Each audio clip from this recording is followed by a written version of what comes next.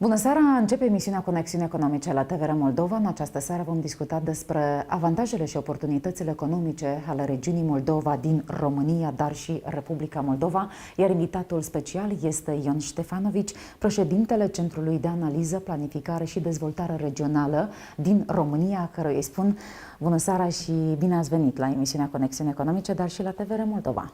Mulțumesc mult pentru invitație, bine v-am găsit. Domnule Ștefanovici, pentru început vă rog să ne spuneți care este conexiunea economică dintre regiunea Moldova, adică nord-estul României, și Republica Moldova? Am observat că titlul emisiunii este foarte sugestiv. Eu cred că nici nu avem nevoie de foarte multe explicații în sensul acesta. Eu, spre exemplu, sunt născut la Iași, crescut la Iași, pregătit la Iași, trăiesc la Suceava, dar activez pe întreaga regiune a noastră, a Moldovei. Și când spun întreaga, mă refer la 6 județe ale Moldovei din România, deci nord-estul României, și la întreg teritoriul Republicii Moldova.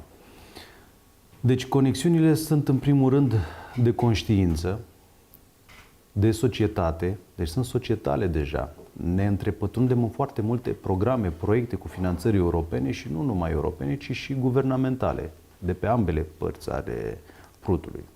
Deci economia, cu cultura, cu societatea, cu tot ceea ce suntem noi, se întrepătrunde foarte bine în acest spațiu extins al regiunii noastre, Moldova.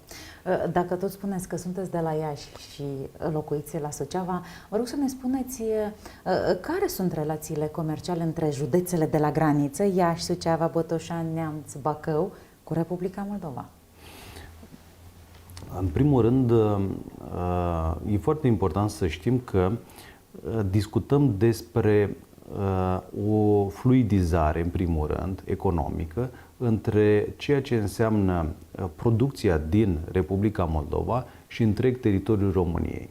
Când vine vorba de conexiuni, că tot vom folosi acest termen, și interacțiuni între administrațiile publice de pe cele două maluri, da, din întreaga regiune a Moldovei, atunci discutăm într-adevăr despre proiecte comune. Vă dau un exemplu în sănătate. Așa. Uitați, avem la Iași, la UMF Iași, și avem la Chișinău Facultatea de Medicină și Farmacie. Universitatea de Medicină, da. Nicolae Testinițeanu. Exact. Cele două structuri lucrează deja foarte bine de mai mulți ani de zile.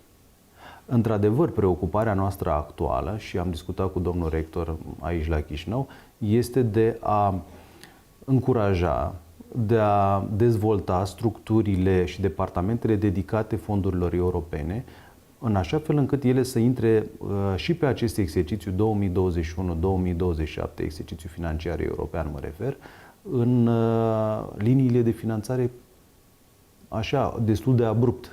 Pentru că, vedeți, suntem deja în 2024. Așa. Au existat întârzieri în toată Europa. Dar ele astăzi, la noi, se fac mai mult simțite pentru că suntem pe un fond de alegeri. Așa. Și știți că în perioadele acestea de alegeri există tendința să se prioritizeze mai mult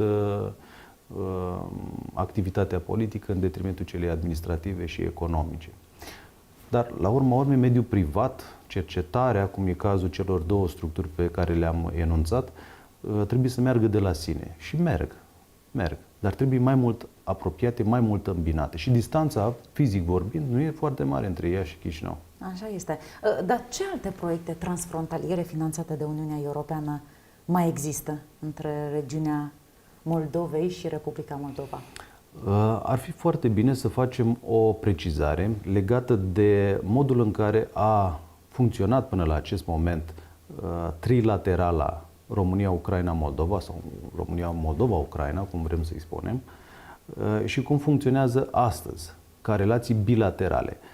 Eu aș sublinia și începem din ce în ce mai mult să tușăm, să zic așa, acest avantaj al regiunii Moldova de a avea, spre exemplu, în componența de la Suceava, Biroul Regional de Cooperare Transfrontalieră cu Ucraina. Deci, întreaga relație a României cu Ucraina este gestionată prin Suceava, până la Odessa, jos în sud. Iar de la Biroul Regional de Cooperare Transfrontalieră Iași este gestionată relația cu Republica Moldova. Aha, să înțelegem. Suceava se ocupă partea Ucrainei, Iașul Da, partea este o Republicii distincție Moldova. și o modificare care a fost realizată anul trecut. Și s-a renunțat la formatul de trilaterală. E o opinie personală și e bazată pe fapte. Îmi dau seama acum că bine s-a făcut. S-a decuplat abordarea aceasta, Ucraina de Moldova, și uitați că fiecare poate să meargă cu tempoul său. Acum este și evident de ce s-a întâmplat așa, da? De ce s-a luat decizia aceasta.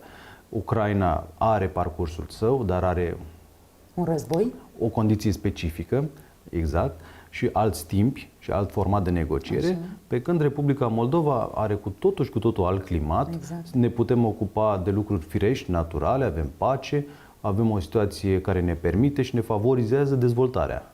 Și chiar ne motivează foarte mult să fim foarte atenți în perioada aceasta și să stimulăm și să valorificăm la maxim orice pârghie pe care o avem la dispoziție. Domnule Ștefanovici, dar cât de mult contează sprijinul României pentru mediul de afaceri din Republica Moldova?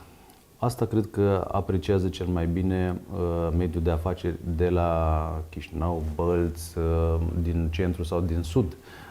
Dar eu vă spun din discuțiile cu dumnealor că îi văd foarte determinați să valorifice la maxim orice oportunitate există pe piață. Există o sumedenie de astfel de formate de colaborare, forumuri economice.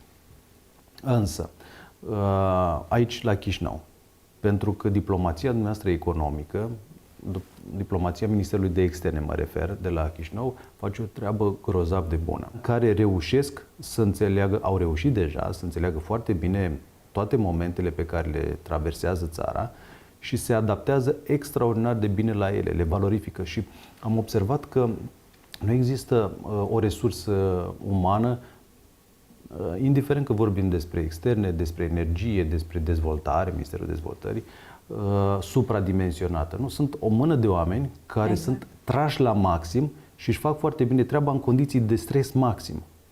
Nu știu cât de mult îi apreciază societatea. Nu știu cât de mult îi apreciază nici clasa politică. Dar ei există, ei își fac treaba, sunt motivați. Nu știu cât o pot să reziste, dar ei trebuie încurajați, ajutați, sprijiniți. Pentru că și pe fonduri europene, să știți că e același lucru. Responsabilitatea e foarte mare. Dificultățile, să le spunem, birocratice, există. Europa, o vrem, nu o vrem, așa este. Are timpi de dezvoltare diferiți. Vestul Europei, care și promovează, că întotdeauna se întâmplă ca cel mai puternic, cu cele mai multe resurse, care e cel mai bine poziționat, să facă politicile. Așa? În toată lumea, nu numai în Europa. Nu e vina nimănui. Așa se întâmplă pe cale naturală. Noi suntem foarte bine, noi, Nord-Est, România, suntem foarte bine relaționați la Bruxelles. Avem singurul birou de reprezentare din întreaga Românie. Nord-Estul are singurul birou. Și atunci este păcat ca Republica Moldova să nu ne folosească pe noi la maxim. Pentru că suntem în vecinătate apropiată, pentru că suntem bine relaționați acolo, pentru că avem afinități foarte puternice din punct de vedere al conștiinței istorice, pentru că vorbim aceeași limbă, Asta este. trăim foarte mult în aceleași paradigme, avem cam aceleași probleme și sociale și medicale și de infrastructură, vom ieși pe aceleași coridoare rutiere. Aeroportul de la Iași e folosit în foarte mare măsură de Republica Moldova și nu numai acum că e fortuită situația de climatul din vecinătate, ci în general. Că se va schimba în bine, ne dorim cu toții. Dar astăzi astea sunt condițiile date. Și atunci de ce să nu ne fuzionăm din ce în ce mai mult? De ce să nu folosim niște formate din acestea pe care, spre exemplu, regiunea de nord-est din România, deci Moldova, le încheagă din ce în ce mai mult? Toate aceste eforturi vin să sprijine mediul de afaceri de la Chișinău, pe toate componentele. Acestea sunt reperele noastre istorice, noi pe ele construim programele actuale. Pentru că în momentul în care cineva vine din lumea întreagă și vrea să repereze istoria Moldovei, trebuie să circule pe ambele maluri ale Prutului. Așa. Domnule Ștefanovici, ați organizat un forum economic regional Moldova 2024 la Suceava. Acesta, da. Așa. Unde ați reunit oameni lideri din mediul de afaceri, experți, reprezentanții diplomatici din România, Republica Moldova și Ucraina. Mai întâi de toate, vă rog să ne spuneți care a fost scopul acestui eveniment și cât de importante sunt asemenea evenimente pentru noi, de fapt pentru ambele maluri ale Prutului. După cum spuneam, la Chișinău astfel de evenimente sunt frecvente și sunt naturale precum aerul. Ele sunt și necesare, extrem de necesare. Au parte de invitați de renume aproape pe tot parcursul anului. Forumul vine să completeze acțiunile, să pună cap la cap mediul privat din România cu cel din Republica Moldova. Administrația publică locală din România și mai ales din nord-estul României cu cea din Republica Moldova. ADR-urile din România cu ADR-urile din Republica Moldova. Și vorbim aici despre ADR Nord, Centru și Sud în Republica Moldova. Și de anul trecut s-a înființat ADR Chișinău. O structură care a întârziat foarte mult în Chișinău, ca proces de înființare mă refer, dar care în momentul de față are un viitor strălucit. Iată că odată cu începerea negocierilor de aderare a Republicii Moldova la UE, lucrurile se schimbă dramatic. Regiunea Moldova, nord-estul României, ar trebui să fie puntea între est și vest. Nu? Care sunt oportunitățile anume pentru fiecare regiune în parte? Eu cred foarte mult în specificul unor perioade. În 2000 discutam despre anumite avantaje, dar și dezavantaje. În 2010 despre alte situații, 20 la fel, dar noi deja ne uităm la 2030. Vedeți, Moldova 2030 este un obiectiv comun. Așa. Îl vedeți și în Republica Moldova, îl vedeți și în regiunea de nord-est a României, tot Moldova. Ne raportăm foarte mult la 2030 pentru că este și firesc să o facem. Un exercițiu financiar european așa se întinde. Spre exemplu, e din 2021-2027 cu extensie de 2 ani pentru finalizarea proiectelor. În exercițiul trecut, 2014-2020, au fost extensii chiar de 4 ani, până în 2024 pentru finalizarea unor proiecte. Deci, cel puțin sub aspectul acesta al targetului 2030, din perspectivă financiar-contabilă, să zicem așa, al proiectelor, suntem perfect justificați să ne uităm la un orizont de 5-6 ani de aici încolo. Pe de altă parte, sunt elemente care se schimbă, au un efect imediat în producerea schimbărilor. Ele sunt negocierile pe climat, să zicem, geopolitic, pe dosarele de vecinătate. Nu putem, ar fi absurd să facem abstracții de o situație de securitate în zona noastră de proximitate. Și în negocierile sau în procesul de adoptare a unor decizii, mă refer strict la procesul de aderare a Republicii Moldova la Uniunea Europeană, această situație fortuită nu are cum să treacă neobservată. Nu e nimeni naiv. N-are cum. Așa. Deci, orice om cu capul pe umeri, orice decident responsabil, trebuie să vadă cu celeritate prioritatea adoptării acestui set de măsuri cu efect imediat de atragere a Republicii Moldova în spațiul european. Numai că, la nivel, care sunt avantajele dumneavoastră, mă întrebați? Avantajul este că avem un climat general pozitiv. Marea vulnerabilitate este legată de conturarea în plan real a unor proiecte. Să știți că, și nu o să intru foarte mult în detalii, există această vulnerabilitate a proiectelor care stau puse frumos pe rafturi. Da, există. Iarăși, o mare problemă este cea a sudurii între structuri din România și Republica Moldova. La nivel declarativ, chiar și la București, sunt destul de multe proiecte care sunt foarte frumos ambalate, dar care nu că sunt goale mapele, dar nu sunt implementate corespunzător și mai ales nu într-un ritm adecvat perioadei pe care o trăim. Cât de importante sunt fondurile de preaderare și vor fi importante pentru Republica Moldova? Răspunsul este aproape evident. Nu știu, există în Republica Moldova alte oportunități mai mari decât fondurile europene? Nu cred. Există, desigur, oportunitatea de a conlucra cu Orientul Mijlociu, de a realiza desfacerea unor produse care sunt realizate și sunt foarte calitative în Republica Moldova, oriunde în lume. Și asta trebuie să se întâmple. Dar când discutăm despre infrastructură, când discutăm despre principii, despre un mod de organizare, trebuie să aparții unei familii. Aici deja este relevant răspunsul. Și e relevant și votul care a fost acordat de către cetățenii Republicii Moldova, de modul în care s-au organizat, unde au plecat la muncă, unde trăiesc. Europa e mare, e un spațiu vast. Europa este de vest, este de centru, este de est. Problemele și realitățile sunt diferite în aceste colțuri ale Europei. Există câteva exemple de foarte bune practici, să zicem, cum sunt întâlnite în Polonia. O țară care are o expertiză foarte mare în ceea ce privește fondurile europene. Ne uităm cu admirație vis-a-vis de procesele administrative care au fost adoptate și nici lor nu le-a ieșit din prima. Au făcut 2 rânduri de modificări în Constituție pentru a reglementa regionalizarea. Dar ce impact au avut fondurile de preaderare în România?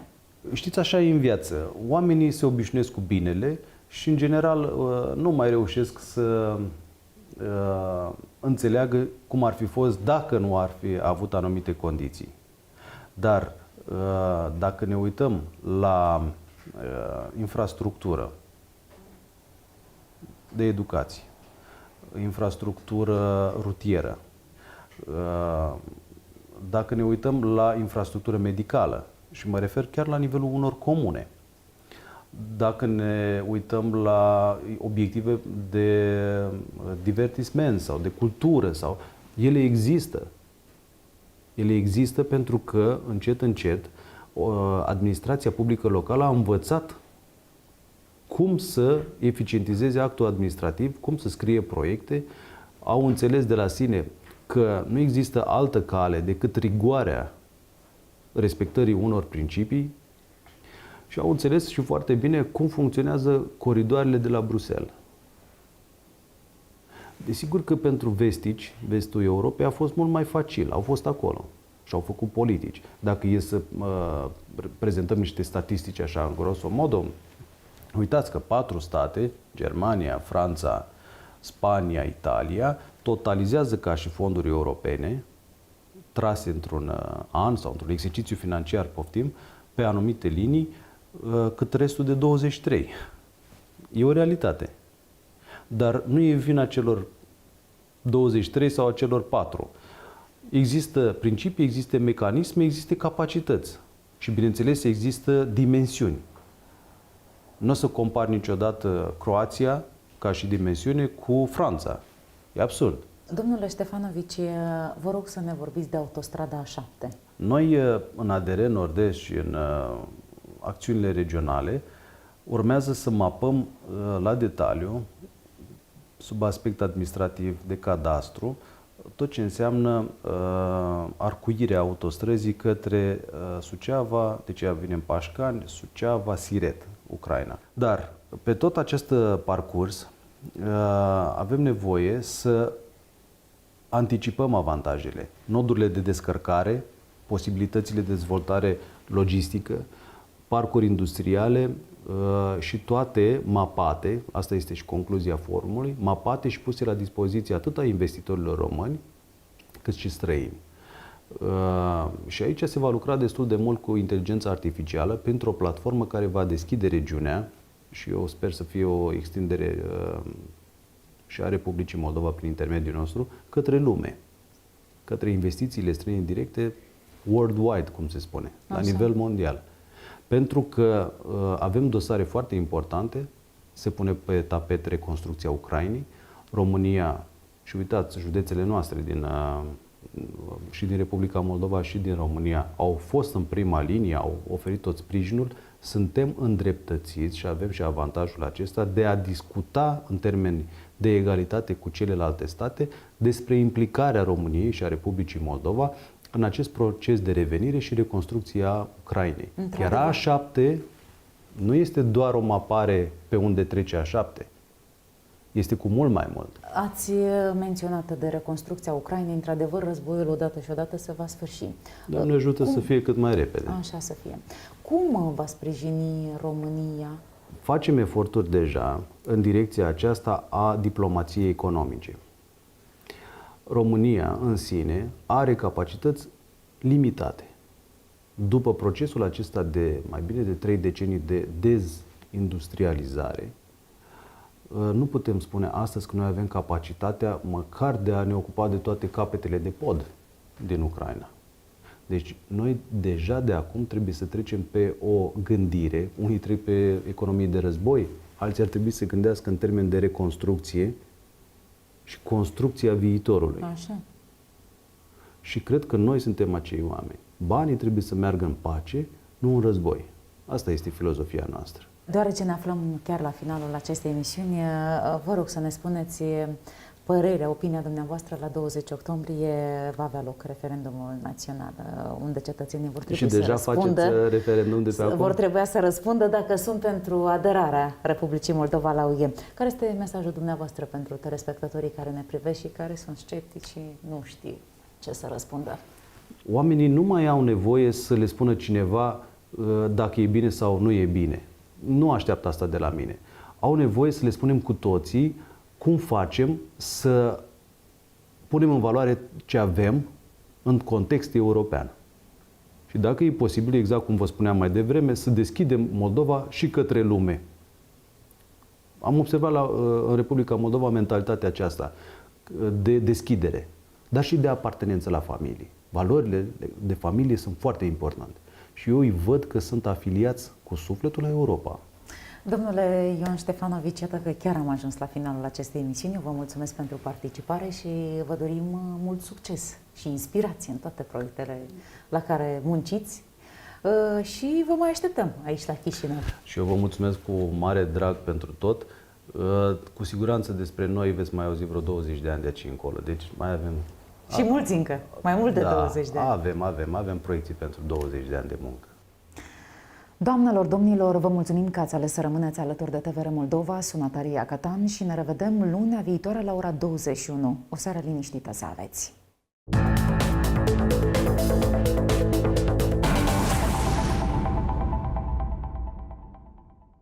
Salut! Sunt Vlada Șargărovski și astăzi îți voi relata importanța actualizării datelor personale din chestionarul clientului la bancă. Actualizarea datelor reprezintă o cerință legală privind cunoașterea clientului și este absolut necesară pentru a beneficia eficient și fără întreruperi de tot spectrul serviciilor bancare. Pentru că ne pasă de comoditatea clientului și susținem avantajele digitalizării, îți oferim oportunitatea de a actualiza datele nu doar din orice subdiviziune a băncii, cât și online din orice colț al lumii. Pentru aceasta, ai nevoie de un dispozitiv electronic cu cameră și conexiune la internet, buletinul de identitate valabil în original și acces la numărul de telefon mobil sau la adresa electronică declarată anterior la bancă.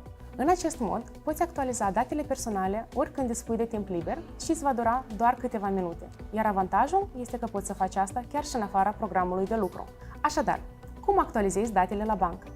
Dacă ești rezident al Republicii Moldova, poți să-ți actualizezi datele online, chiar și aflându-te peste hotarele țării. Trebuie doar să accesezi pagina noastră web la rubrica 100% online, unde vei găsi informații despre actualizarea chestionarului clientului. Sau poți să accesezi meniul Online Bank din aplicația bancară VB24, unde vei fi redirecționat la linkul necesar. Și dacă totuși nu ai posibilitatea să-ți actualizezi datele online, te așteptăm la oricare din unități unde colegii noștri îți vor oferi tot suportul necesar. Posibil te întrebi, care sunt datele necesare de actualizat în cadrul chestionarului clientului la bancă? Conform legislației în vigoare, atât banca cât și clienții acesteia sunt obligați să dețină actualizate următoarele informații: numele, prenumele, data și locul nașterii, datele buletinului de identitate, adresa de domiciliu și reședință, numărul de telefon și adresa de e-mail, ocupația clientului, scopul și natura tranzacțiilor și sursa venitului. Procedura de actualizare a chestionarului se efectuează periodic, conform legislației, sau ori de câte ori intervin modificări ale datelor furnizate băncii. De asemenea, în cazul în care se apropie data de expirare a chestionarului sau a buletinului de identitate, vei fi anunțat de către bancă printr-un SMS cu o lună și apoi cu 5 zile înainte de data de expirare. Astfel, vei avea timpul necesar pentru a-ți actualiza datele online sau la bancă și vei evita restricționarea tranzacțiilor. Care sunt avantajele actualizării chestionarului clientului?